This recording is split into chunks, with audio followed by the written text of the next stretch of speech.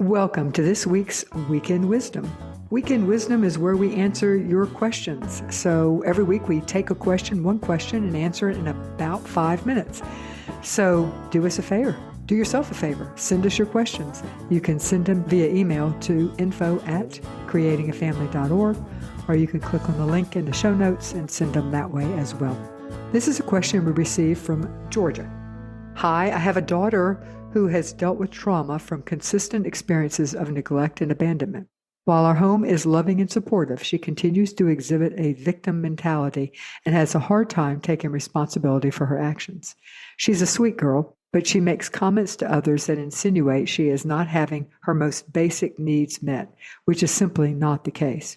How can we help her, and how should we be responding to her self-victimization? Well, I decided to outsource this. I went to Creating a Family's Facebook support group. It's a great place. There are so many people there who, whatever the question is, we've definitely got the been there, done that experience. So I'm going to rely on them, and then I will give some of my thoughts at the very end. This came from one of our group. They said, I think that this parent should engage in purposeful self-care that is self-nourishing. It is hard to live with and care for a child who is so vocal in her belief that her basic needs are not being met. That kind of conversation between a parent and child can tear at the fibers of a parent's heart. I also think that this parent should surround her or himself with safe adults who will support and encourage them that parenting is a long game. They can be lifted up by friends and family who will remind them that they can and should stay the course of consistently meeting their child's needs in a loving and therapeutic way. What we do as parents and how our kids receive it aren't always on the same wavelength. When our kids are hurting or wounded, they don't always understand the value of our consistency, persistence, and repetition. I've heard it said that 90% of parenting is repetition. I'd wager it's higher for kids who've experienced trauma that impacts their development of identity and worldview. When our kids feel their needs are not being met, it's crucial to acknowledge to the child that we hear them, and then express curiosity about what might work better. Some kids can't handle the intangible of those questions, so listening to what's under what they say is a highly prized skill we must develop. If this parent can get a sense of what this child perceives as an unmet need, they can brainstorm together what meeting that need would look like in everyday life. And this is an example. I don't think you care about my friends. My friends are the most important people in my life. Can become, hey, how's John doing this week? Or you mentioned earlier that he was mad about having to take the SATs again. Why do you need to know where I am every second of the day? Can become, have a great day of work, Sarah. Please text me if your plans after work change. Without checking in on Sarah while she's at work or when they know she is leaving work. Trusting their ability to manage those transitions can be hard. But doing so, and starting small, will speak to their sense that their needs have not been met well thus far and that the parent is trying. Here's another comment. As a counselor, I always encourage parents to be curious. Ask open-ended questions. We want you to feel safe, loved, and cared for in our home. Is there anything we are missing or could do better in those areas? I also want to encourage parents to find time to connect with their kids and just delight in who they are. Put aside that parenting hat for a while and just be with your kids. Meet them where they're at and let them lead the time. Another comment. Does she feel like her needs are being met? Sometimes we try our best, but they don't feel it. In our case, a dog helped tremendously. She had always wanted one and couldn't have one. For her, the dog meant that I was serious about keeping her and paying attention to her needs. And here's another comment. Teaching self-advocacy is key. We had this come up last night.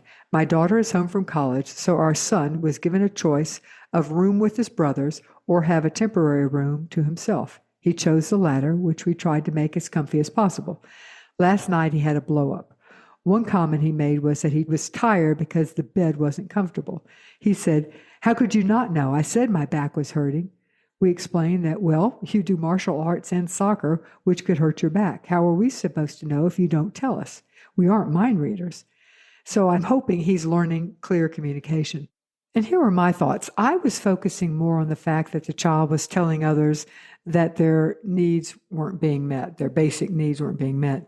You know, it's embarrassing when a child tells others that you aren't meeting their basic needs. I don't get enough food, or they won't buy me new clothes.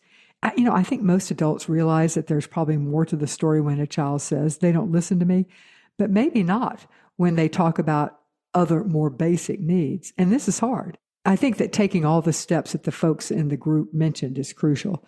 But I would want to address her assertion of not having her basic needs met head on. What do you think is underlying her need to say these things? It's possible that she doesn't see that her needs are being met.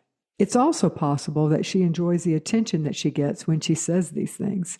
And in the past, getting this attention was probably what got her out of her bad situation. So it was a very good skill to have. Unfortunately, that skill has outlived its usefulness. Maybe try having a conversation something like this.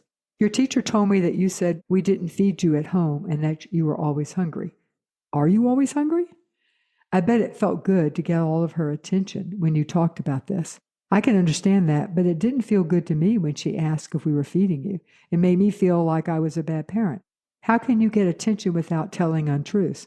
Something along those lines. And you will also need to work with the adults in the situation where she is telling these stories to figure out what needs she has that is not being met. And also, how could she get positive attention in those situations? Because the need for attention is real and it's primal. We're not going to get that out of her, nor should we.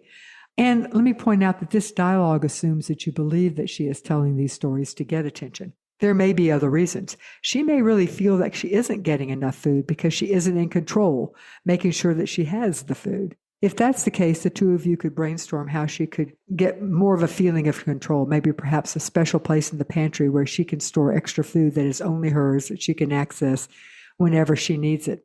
So it feels to me like there's a lot at stake here.